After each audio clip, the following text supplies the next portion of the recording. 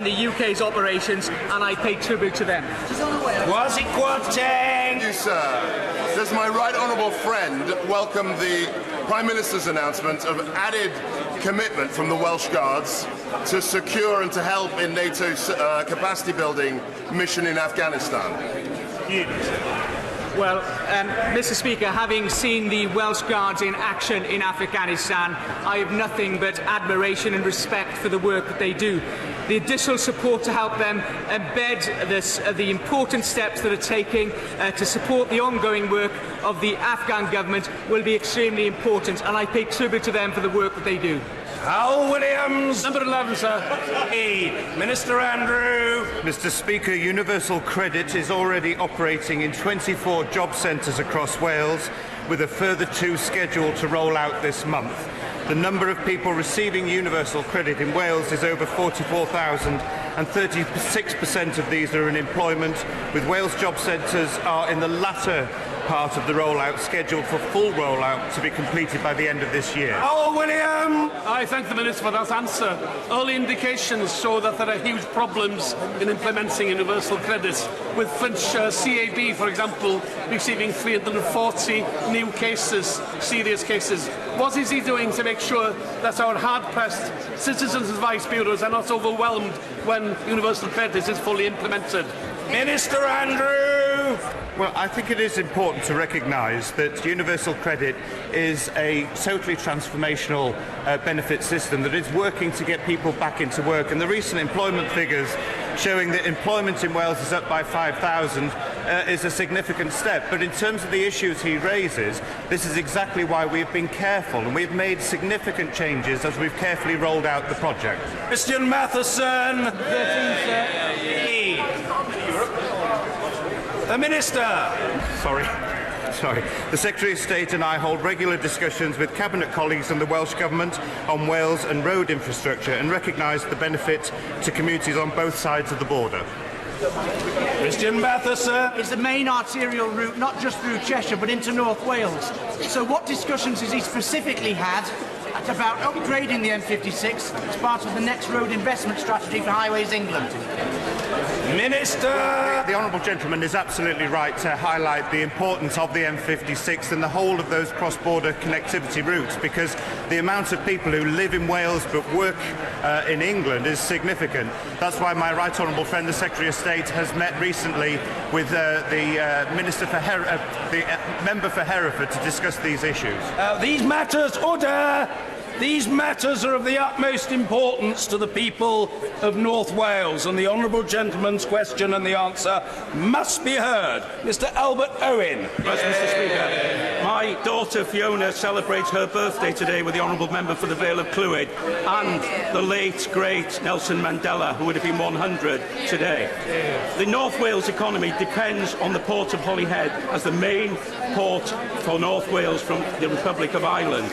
Many businesses are concerned about a no-deal Brexit scenario. Could the ministers tell us whether there is a contingency plan for a no-deal, and if not, why not? Minister Andrew. Well, first of all, can I offer the Honourable Gentleman's daughter a very happy birthday.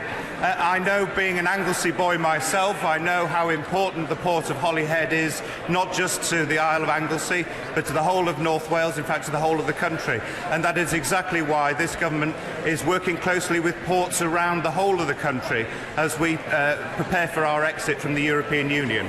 Mr. Kevin Foster. Question number 14, please, Mr. Speaker. Minister Andrew. Thank you, Mr. Speaker. Abolishing the 7 tolls will drive the biggest economic stimulus Wales has seen in decades and create the most natural cross-border economic growth corridor spanning Cardiff through to Bristol and Newport. The UK is looking at the capacity and investment needed for roads in the southwest of England once the tolls are abolished. Kevin Foster. Thank you, Mr. Speaker. I thank my honourable friend for his answer. The value of removing those tolls cannot be underestimated to both the economies of South Wales and South West England. So what, in his assessment, did he conclude would be the impact on economic growth of removing those tolls on the bridge? Minister. Well, my honourable friend is absolutely right. This is a significant announcement.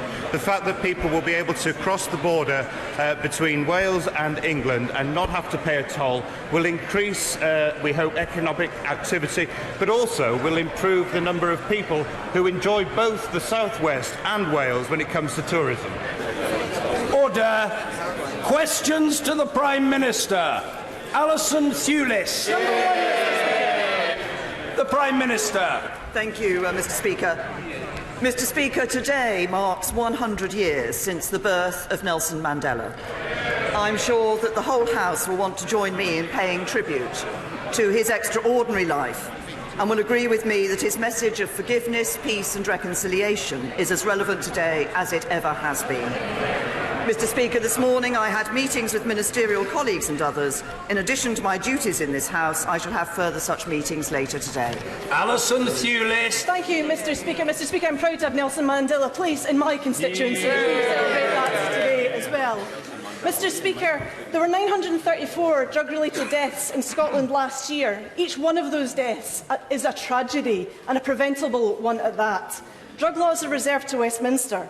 How many more families is the Prime Minister willing to devastate before she will allow Glasgow to get on with the work of building a drug consumption room to save lives? Prime Minister. Can I say to the Honourable Lady that I agree with her that deaths that are due to drugs, each one of these is a tragedy. And I'm sure every member of this House will have known people in their own constituency who have gone through that terrible suffering when they've lost members of their family. There is no legal framework for the provision of drug consumption rooms in the UK, and we have no plans to introduce them. A range of offences is likely to be committed in the operation of drug consumption rooms. Now, it's for local police forces to enforce the law in such circumstances, and we would expect them to do so. But our approach to drugs remains very clear. We must prevent drug use in our communities, support people dependent on drugs through treatment and recovery. Andrea Jenkin. Thank you, Mr. Speaker. Could the Prime Minister inform the House at what point it was decided that Brexit means remain? Prime Minister.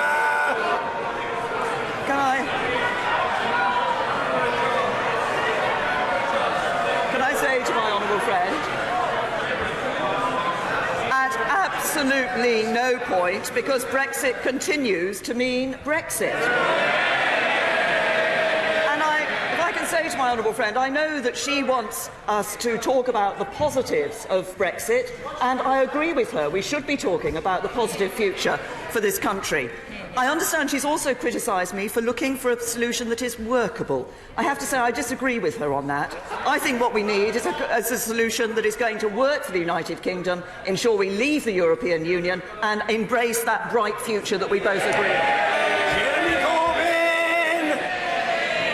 Thank you, Mr. Speaker.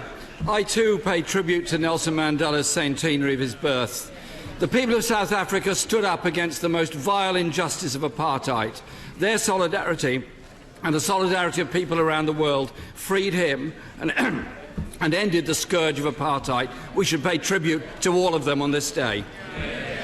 Mr. Speaker, people are losing trust in this government.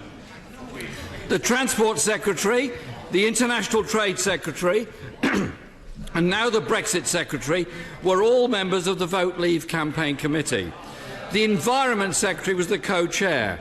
They've been referred to the police by the Electoral Commission, having refused to cooperate with the Electoral Commission. Will the Prime Minister guarantee that her Cabinet Ministers will fully cooperate with the police investigation? Prime Minister. Can I say to the right honourable gentleman, I actually question the way in which he put his question. Mr. Speaker, he has made an accusation in this House against members of this House. Order. The question was heard, and the Prime Minister's answer must be heard. The Prime Minister. Mr. Speaker, the right honourable gentleman has made an accusation in this House against individual members of this House and of the government, and I suggest that when he stands up, he reflects on whether or not it was correct to do so. The Electoral Commission is an independent regulator accountable to Parliament, not to the government. They have taken steps. They have, as we know, taken steps in relation to the Vote Leave campaign, and I would expect that all those involved and required to do so will give the evidence that is required and give the and respond appropriately to any questions that are raised with them. But I say again to the right honourable gentleman, I think he should stand up, think very carefully about making accusations of individual members and withdraw. Jeremy Corbyn! Order! Order! People can rant from a sedentary position for as long as they like. It won't change the way proceedings are conducted in this session. The Prime Minister's answers will be heard, and the questions from the right honourable gentleman will be heard. And no amount of orchestrated barracking will change that fact this day or any other. Jeremy Corbyn. Thank you, Mr. Speaker. I stated the fact that the Electoral Commission has made that reference. That's what I said. I asked the Prime Minister for a guarantee that her ministers will cooperate with the police on any investigations they may make. That is not judgmental. That is a guarantee they will cooperate. These are serious issues. The current Cabinet Ministers were indeed central to the Vote Leave campaign. After 2 years of dither and delay, the government has sunk into a mire of chaos and division. The agreement that was supposed to unite the Cabinet led to the Cabinet falling apart within 48 hours. And on Monday, the government U-turned to make their own white paper proposals unlawful. Given that the proposals in the white paper are now obsolete, when will the new white paper be published? Prime Minister! Can I first of all say to the right honourable gentleman that what I heard from his first question was that he said that members of the government had failed to cooperate with the Electoral Commission investigation. And I say to him again, he should withdraw that. As I say,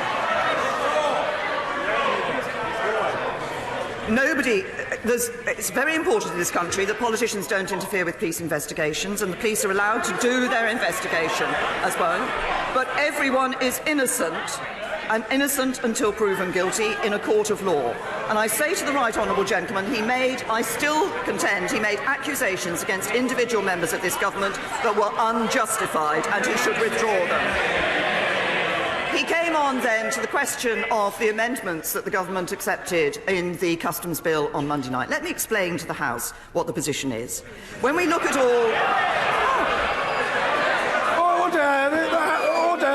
Order. We're less than a third of the way through, possibly significantly less than a third of the way through, and people are becoming overexcited. They must calm themselves, and we must hear the Prime Minister. The Prime Minister. Thank you. And the honourable lady sitting next to the Leader of the Opposition says this will be interesting. I'm going to go through each of the amendments in turn for the purposes of this House. Amendment 72 related to parliamentary scrutiny on plans under Clause 31 to form a customs union with the EU. We are going to leave the customs union with the EU, so we accepted that enhanced parliamentary scrutiny. Amendment 73 related to regulations on the application of VAT in certain circumstances. Such an arrangement is not part of the White Paper and the Chequers Agreement we wish to see. That is government policy. And new Clause 36 related to reciprocity in accounting for tariffs collected, and new Clause 36 related to reciprocity in accounting for tariffs collected, and that concept is in the White Paper. The Chequers Agreement, the White Paper are the basis for our negotiation with the European Union, and we've already started those negotiations. Corbyn! Well, Mr. Speaker, that's all very interesting, but could she explain why the Defence Minister had to rebel against the government in order to support the Cabinet's position of a few days before? This is a government in complete chaos. The centrepiece of the White Paper was something called, and I quote, the Facilitated Customs Arrangement. Having spent a week trying to convince their own MPs that this cobbled-together mishmash was worth defending, they abandoned it. So what is their plan now for customs?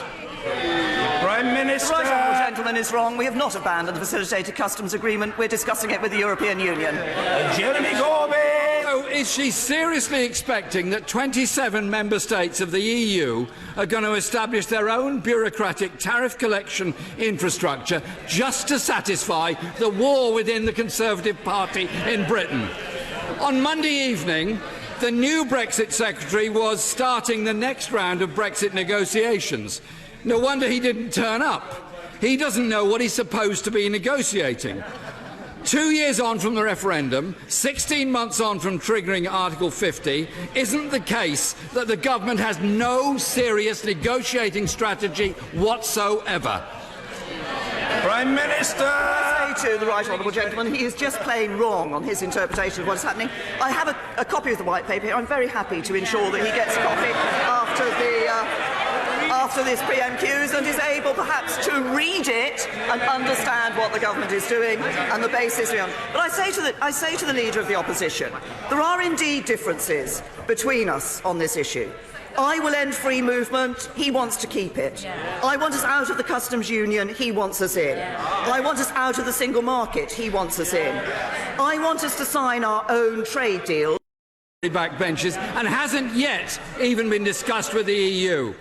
Mr. Speaker, the Brexit White Paper does state, and I quote, the UK is committed to membership of the European Convention on Human Rights.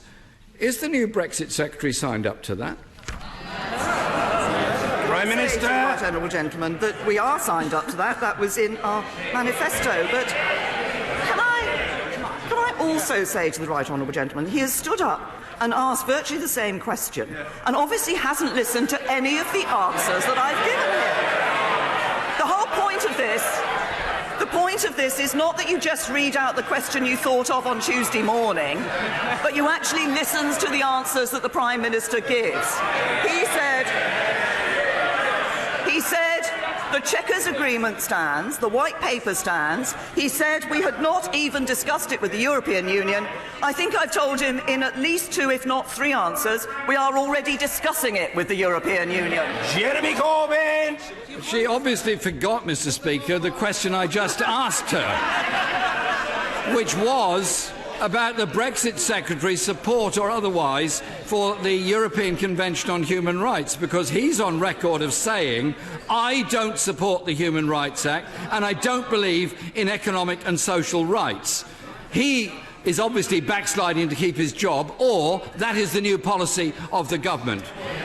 With only 3 months to go until the final withdrawal agreement is due to be signed, the Brexit Secretary's resigned, the White Paper's in tatters, the new Brexit Secretary's skipping negotiations, 2 years of negotiations with themselves, and they wanted to shut down Parliament for 5 days. They've even given up on negotiating with each other. Isn't the case, Mr. Speaker, that the government is failing to negotiate Brexit, failing to meet the needs of this... Order! No, I know what the attempt is, and it's not going to work. The right honourable gentleman will complete his question. He will not be shouted down, not today and not any day. Learn it. It's quite simple. Jeremy Corbyn. Thank you, Mr. Speaker. After 2 years negotiating with themselves, they then wanted to shut down Parliament 5 days early. They've even given up on negotiating with each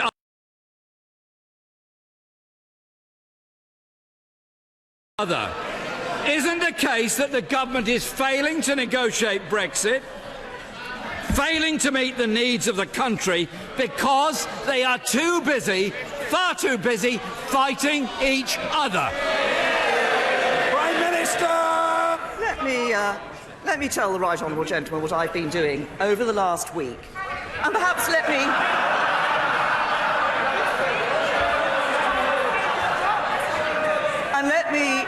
me also look at what the right honourable gentleman has been doing over the last week. While I was agreeing the future of NATO with President Trump,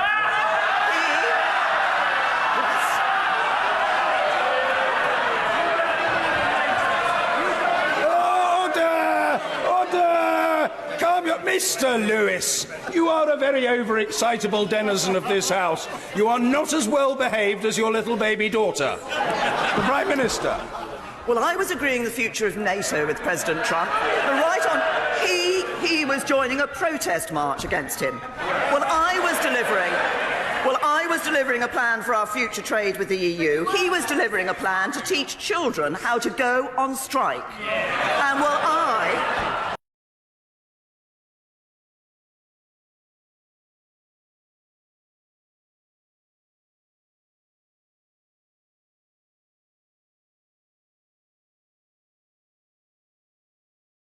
well, I was negotiating our future security relationship with Europe. He was renegotiating the definition of anti-Semitism.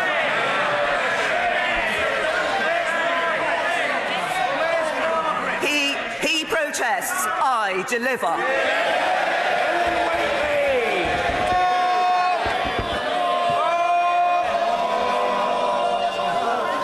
There will indeed be more. Helen Whately. Thank you, Mr. Speaker. 31 member countries of the International Holocaust Remembrance Alliance have an agreed definition of anti-Semitism.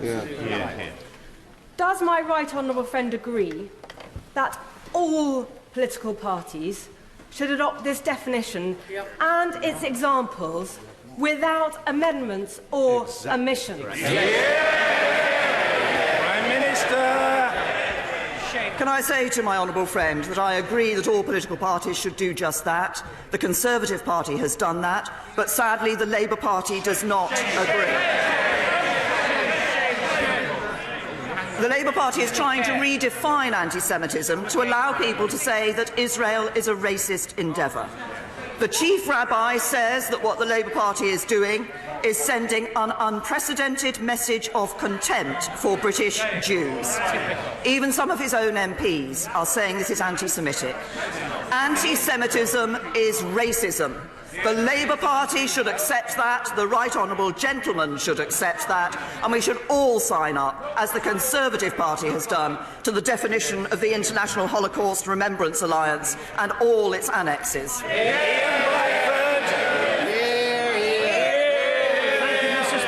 We should all welcome the 100th anniversary of the birth of Nelson Mandela.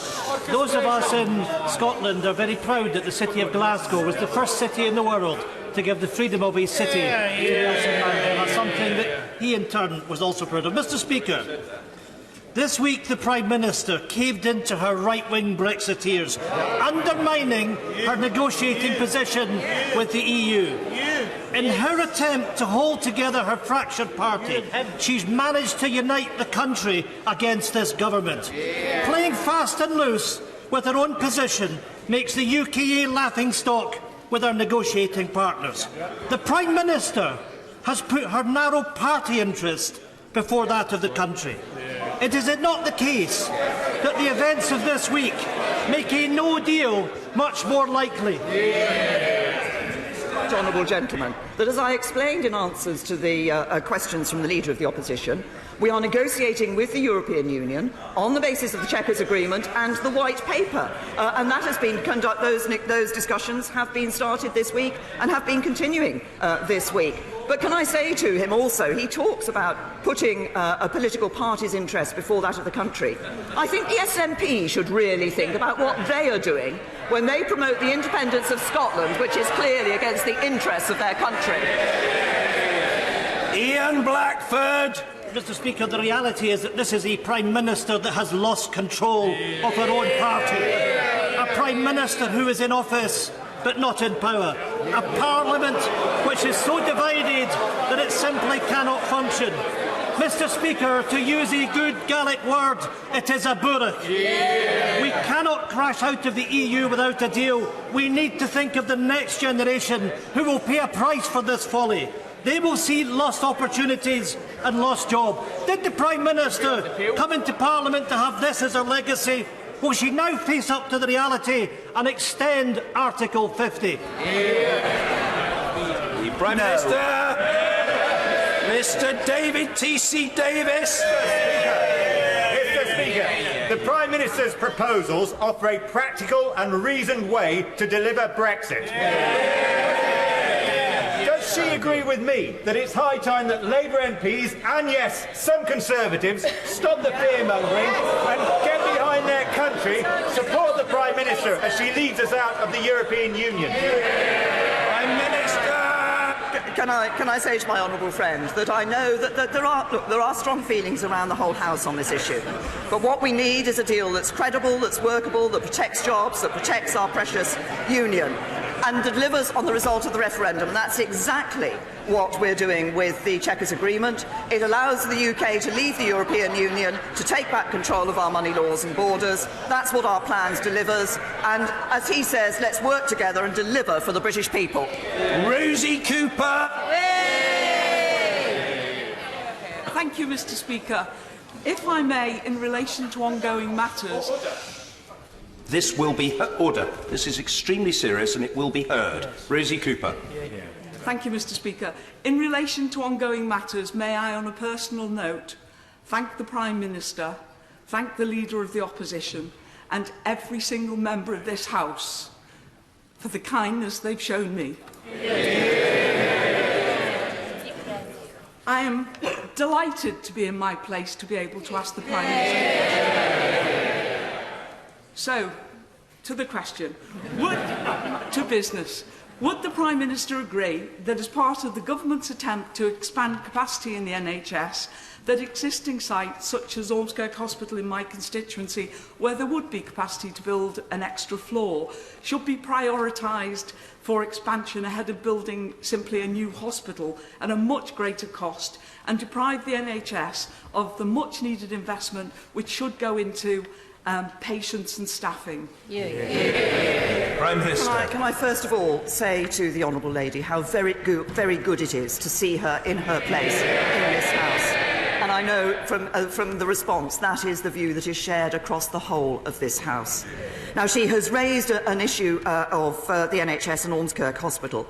Obviously, as she will know, we are putting that extra funding into the National Health Service, 20 billion a year in real terms by 2023-24. We will have funding available not just to build sites, but, as she says, to improve current and existing facilities across the country. As regards Ormskirk Hospital, I understand that there has been a report by the Northern England Clinical Senate that has made proposals around the provision of emergency services there. No decisions have been made. That's a matter, of course, for the NHS. But as we look for the long-term plan, what I want the NHS clinicians to do is to come forward proposals that are the best proposals for patients and to take account of the local interests such as she has raised. Thank you. Chris Phil. Thank you, Mr. Speaker. Around the world, Christians are facing a rising tide of persecution and violence. Does the Prime Minister share my concern at this trend and at particular cases like those of Sunil Salim, a Christian man who was beaten to death at a hospital in Lahore in Pakistan, or 33 women in Eritrea who were imprisoned simply for praying? In this country, we quite rightly protect religious freedoms. Will her government step up efforts to get other countries to similarly respect religious freedoms? The Minister. I say to my honourable friend that the government, as a government, we stand with persecuted Christians all over the world, and we will continue to support them. I think it's hard to comprehend almost today that we still see people being attacked and murdered because of their Christianity. But we must reaffirm our determination to stand up for the freedom of people of all religions and beliefs, and for them to be able to practice their beliefs in peace and security. I'm very pleased that I've been able to appoint the Noble Lord Ahmed as the government's special envoy on freedom of religion or belief, and I think he will be certainly doing what my honourable friend has said, working with other countries to encourage them to recognise the importance of allowing people to have the freedom to practice their religion, to practice their beliefs in peace and security. Dr. David Drew. Thank you, Mr. Speaker.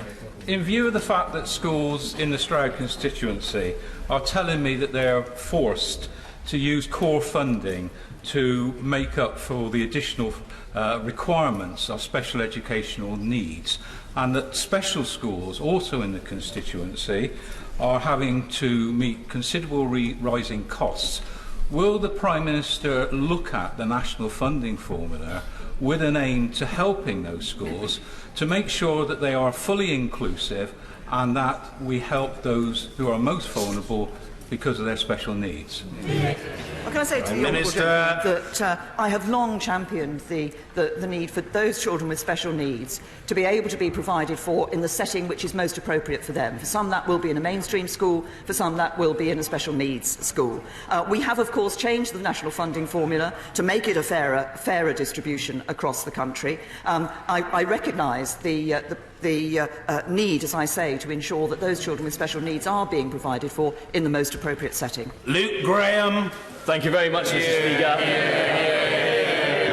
Mr. Speaker, the establishment of a spaceport in Scotland will give the UK the capability to launch satellites from British soil for the first time ever. Considering the opportunities presented by space and aerospace, will the Prime Minister meet with me to discuss more investment for Scotland, in particular the Kinross Aerospace Centre in my constituency that is being proposed as part of the Tay Cities deal? Prime Minister! First of all, can I thank my honourable friend for raising this issue. It's absolutely right of him to highlight the opportunities that our announcement on spaceports gives us, and we've awarded grants worth £31.5 million to enable satellites to be launched from the UK soil for the first time, and that's worth a potential £3.8 billion over the next decade to the UK economy. It is the start of a new space age in the UK. It's a huge boost to our world-leading space sector, making the UK a one-stop shop for new satellite services. Can I say to my honourable friend, he has made a bid, put a bid in for his own constituency in relation to this. I'm sure my right honourable friend, the Business Secretary, will be happy to meet him and discuss that. Mrs Sharon Hodgson. Thank you, Mr. Speaker. Bunny Hill and Washington Urgent Care Centre in my constituency and Horton Urgent Care Centre in my neighbouring constituency are under threat of closure by Sunderland CCG. Mr. Speaker, it is not good enough for the Prime Minister just to say today that these are simply local decisions, as local people certainly don't want these closures. So what does she say to my constituents who rely on these vital urgent care centres, and to the staff at Sunderland Royal A&E who are going to have to deal with the aftermath of these closures? Prime Minister. The Honourable Lady, she complains to me that we want decisions to be taken at a local level by the NHS. But I believe it is absolutely right that decisions are taken at that local level. And when the NHS takes these decisions, the important thing is that they put the interests of patients and the safety of patients and the treatment of patients first.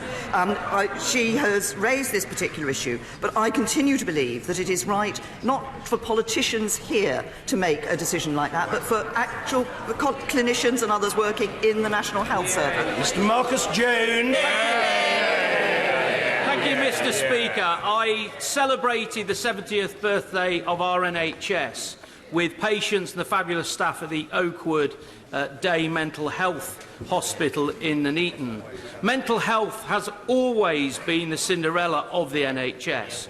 Will my right honourable friend join me in thanking our doctors and nurses who work in mental health, and will she say what more we can do to improve mental health and what resources that this government will put to it? Prime Minister. Can I first of all join my honourable friend in thanking and commending the work that is done actually by all our dedicated staff in the National Health Service, and they continue to do that wonderful work with considerable commitment and dedication. He is right that mental health is important. Mental health has been overlooked for too long. That's why this government has been putting a focus on mental health. There is more. We have been doing more, but there is more to be done. We're putting more money in. We've announced a new package of measures backed by £6 million in funding, which includes rapid access to mental health services and support for children and their whole families where there is a dependent drinker.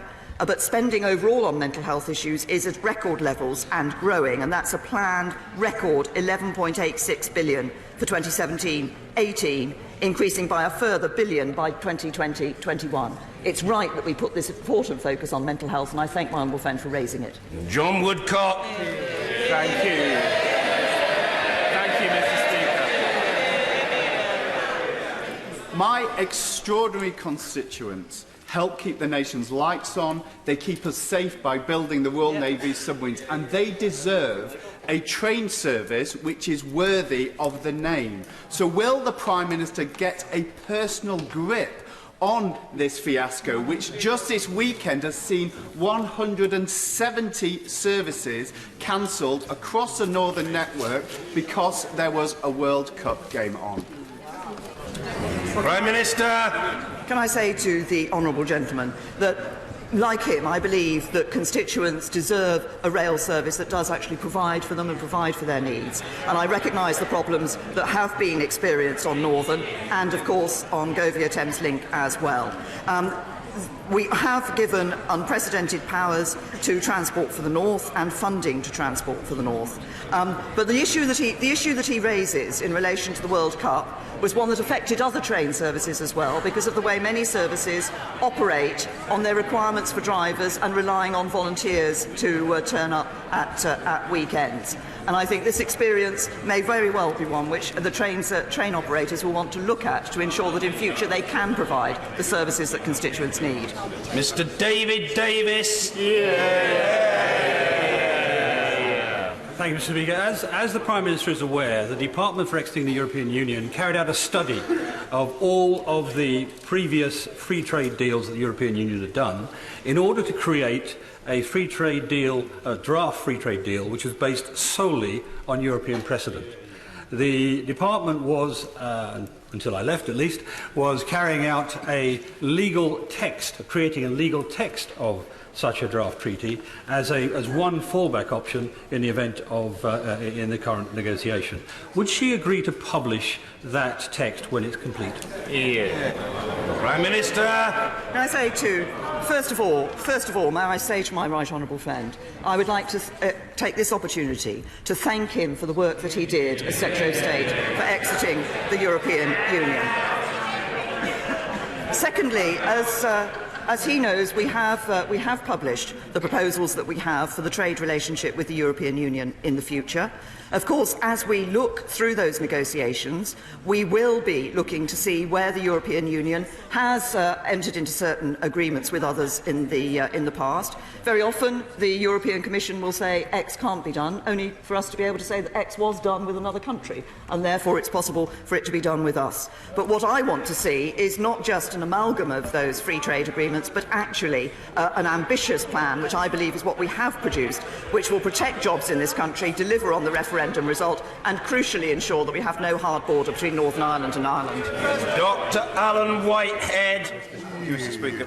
The largest apprenticeship provider in Southampton has reported to me recently that since the introduction of the levy-based apprenticeship system, he has suffered a 70% drop in apprenticeships on his books. That accords with other providers' figures in my area and means that hundreds of young people will now not get the apprenticeships they need. What is the Prime Minister doing to get this disastrous levy-based apprenticeship rollout back on the road? Prime Minister. What we have seen since the apprenticeship levy was introduced is actually a change in the numbers of people doing apprenticeships, but actually an increase in the quality of the apprenticeships that are being undertaken. The government is now looking at how that levy is operating to ensure that we can do what I want to do, which is ensure that every young person has the opportunity of pursuing the course, be it of education or training, that is right for them and that is going to give them the best start in their life. Keith Simpson. Sir. My right honourable friend should be commended for her sang-froid a week ago in dealing with a giant ego, somebody who believes that truth is fake news, leaks continually, and I'm not referring here to the right honourable gentleman for Uxbridge. I'm, of course, referring to President Trump. He has acted in a very bizarre way over intelligence. I know my right honourable friend has to work with him, but is she not alarmed at the way in which he refused to challenge President Putin over the Russian activity which resulted recently in the death of a young woman here in Salisbury? Prime Minister. Can I say to my honourable friend, I understand that there have been some clarifications, excuse me, of some of the statements that President Trump made. I think I think I did raise the incident in Salisbury, what happened in Salisbury, and the fact that we have seen somebody here in the UK die as a result of contact with a nerve agent. I did raise that with President Trump. Of course, at the time that we took immediate action after the Salisbury attack, when we had been able to attribute that to Russia, the United States stood alongside us, as did many other nations across the world, and took action against Russia, which showed a united international front that we gave a very clear message. We will not accept this behaviour. This is not behaviour that Russia can conduct with impunity, and we will continue to act together. Dan Carden. Thank you, Mr. Speaker. Carillion forecast an £83 million loss on the new Liverpool Royal Hospital, and now physical cracks exist in the structure's concrete beams. 16 months late, over budget, structurally unsound, the answer to my question last week, in her absence, offered no solutions.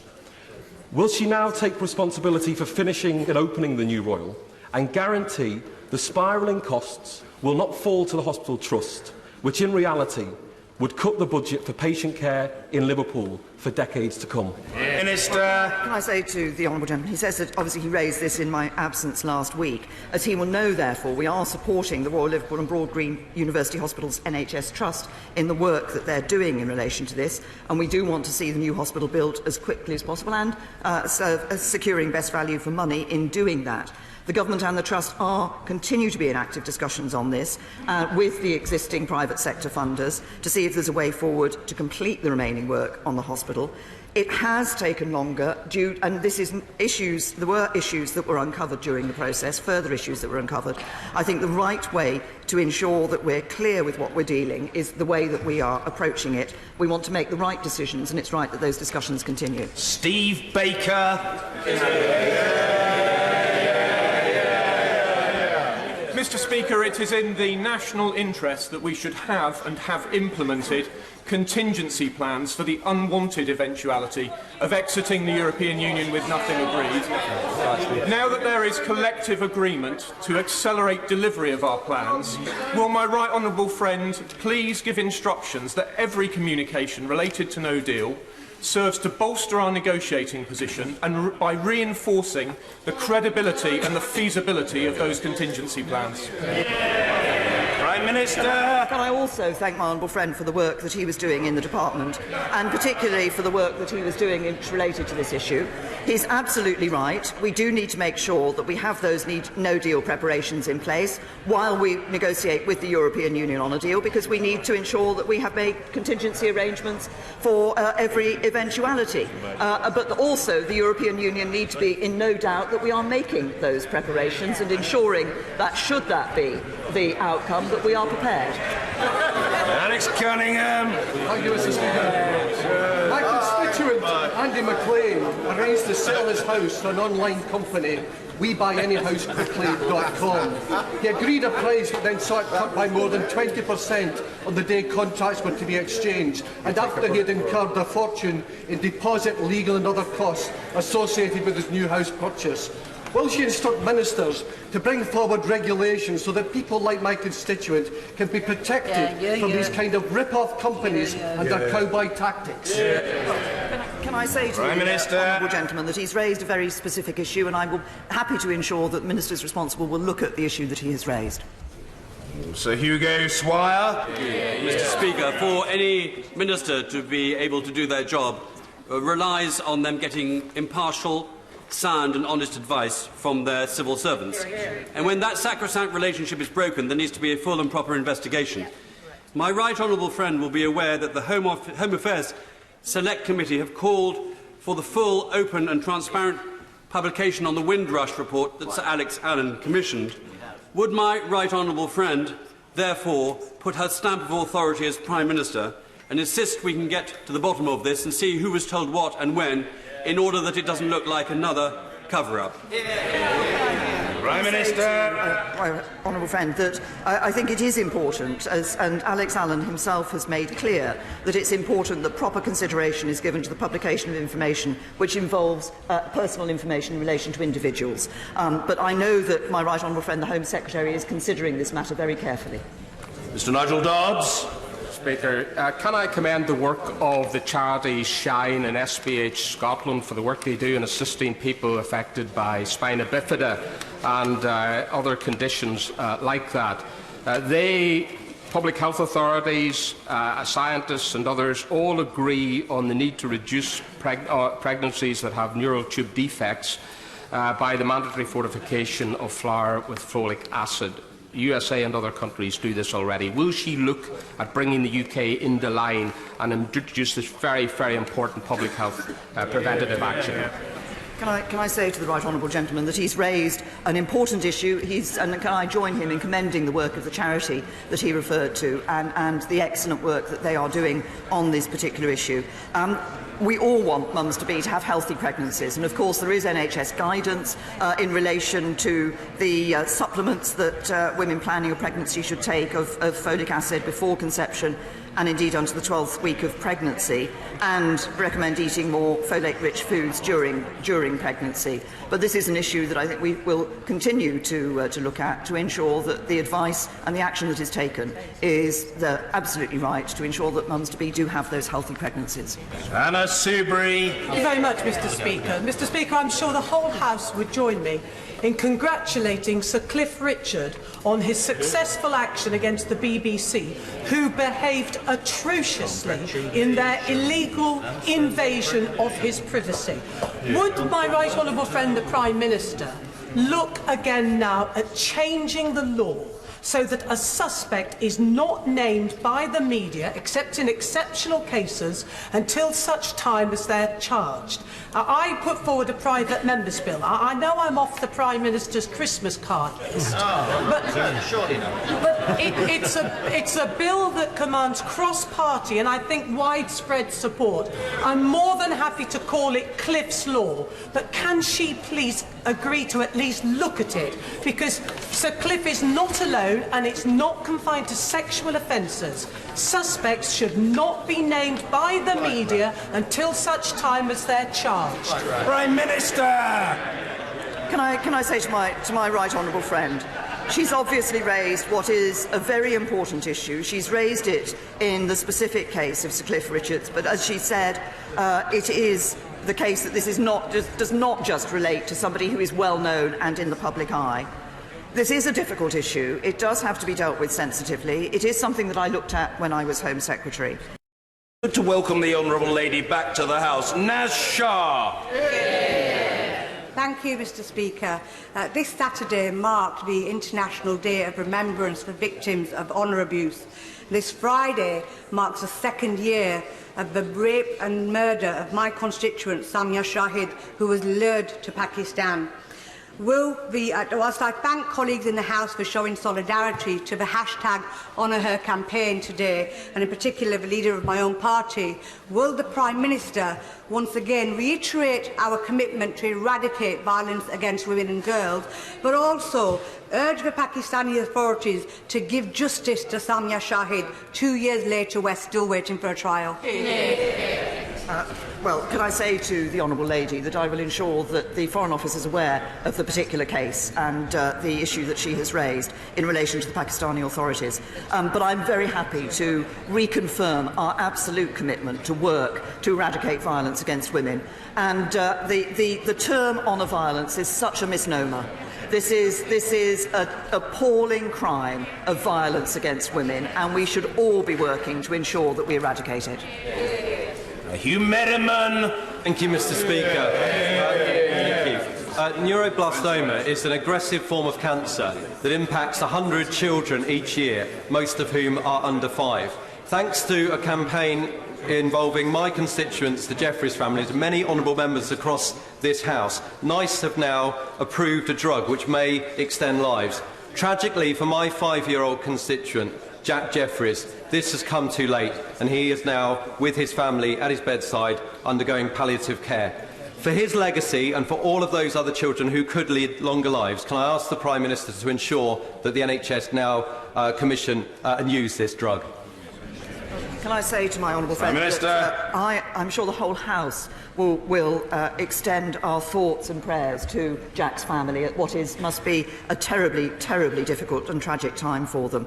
As my honourable friend has indicated, I understand that NICE has recommended the drug that he refers to for use in children. That was in draft guidance that they recently issued. I understand the drug is now available across the NHS through the Cancer Drugs Fund, and NICE will be publishing their final guidance in August. And I'm sure the drug will be rolled out swiftly to ensure that as many people as possible are able to benefit from it as swiftly as possible. 3 days after she became the proud grandmother of Holly, I call the mother of the House, Harriet Harman. Thank you, Mr. Speaker. Last night's shambles over the vote of the honourable member for East Dunbartonshire should put it beyond doubt that pairing is not the answer for MPs having babies. We are elected as MPs to vote in this House, and MPs having babies shouldn't lose that right. Will she give the House the opportunity to vote on the Procedure Committee draft motion on proxy voting for baby leave, with more parliamentary babies in the pipeline, and there's one right here, and more crucial votes coming up? It's time to sort this out. This one is overdue. Prime Minister. First of all, can I say to the right honourable lady that the breaking of the pair was done in error. It wasn't good enough. It will not be repeated. My right honourable friend, the member for Great Yarmouth, and the Chief Whip have apologised directly to the member for East Dunbartonshire, because we take pairing very seriously, and we recognise its value to Parliament, and we will continue to guarantee a pair for MPs that are currently pregnant or have a newborn baby.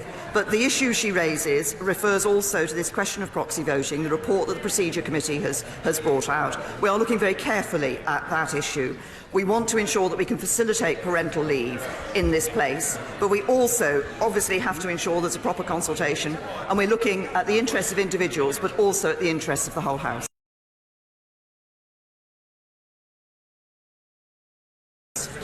Order.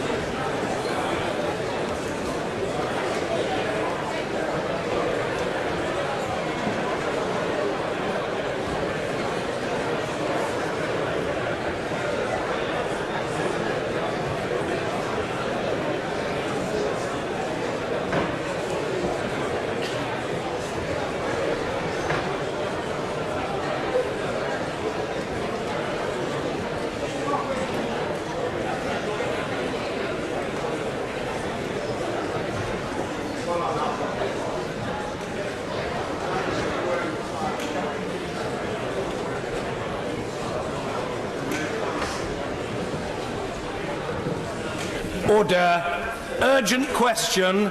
Andy MacDonald.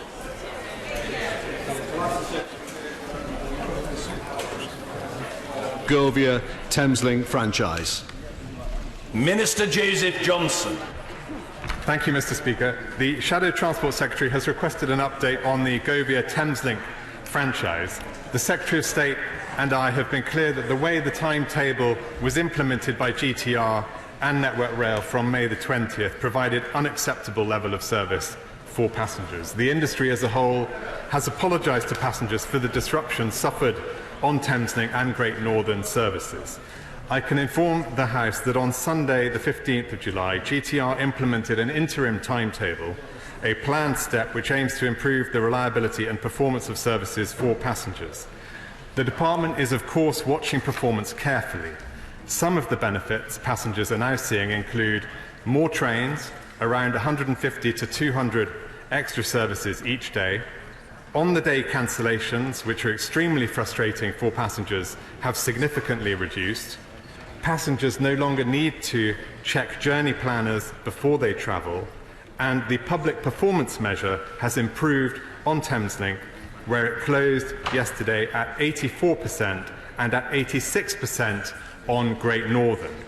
However, as I said, the Department is closely monitoring for sustained performance improvements by GTR and will be holding them and their new CEO to account. At the same time, Mr. Speaker, the Department has been working hard to make sure passengers receive compensation and an explanation for the disruption they have suffered. The worst affected Thameslink and Great Northern season ticket passengers will be able to claim compensation equivalent to 1 month of their season ticket from GTR for the disruption they've suffered. Compensation will cover the period from May the 20th to the 28th July 2018. GTR will contact registered qualifying passengers by the end of August before a claims portal is opened for other passengers. This is identical to the system used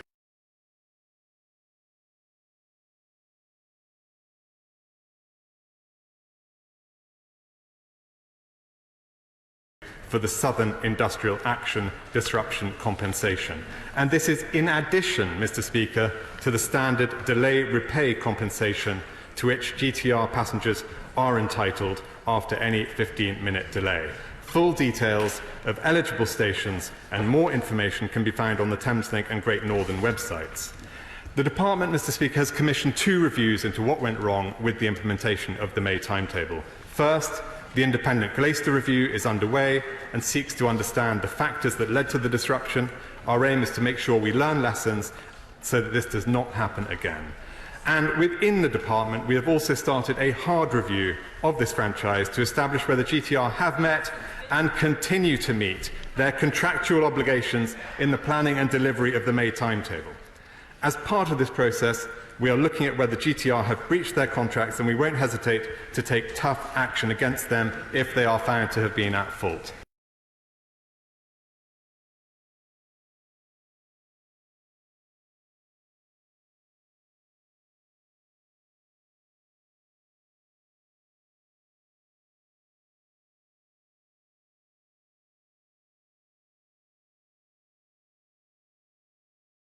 Mr. Speaker, we are still in the first days of the interim timetable on GTR, and all timetables require time to bed in. My department is watching GTR's progress carefully, and we want to see a continued increase in performance for passengers. Mr. Andy MacDonald.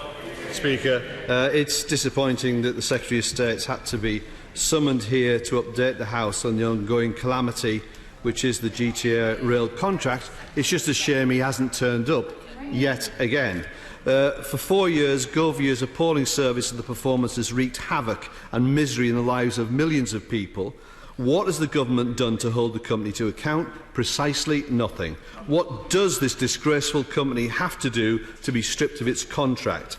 GTR's new interim timetable, introduced on Sunday, is its 3rd in 2 months, and it was supposed to provide more certainty for the public.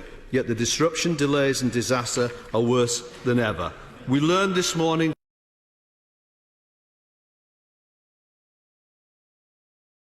on GTR and across the north of England. The government's threats to GTR mean nothing.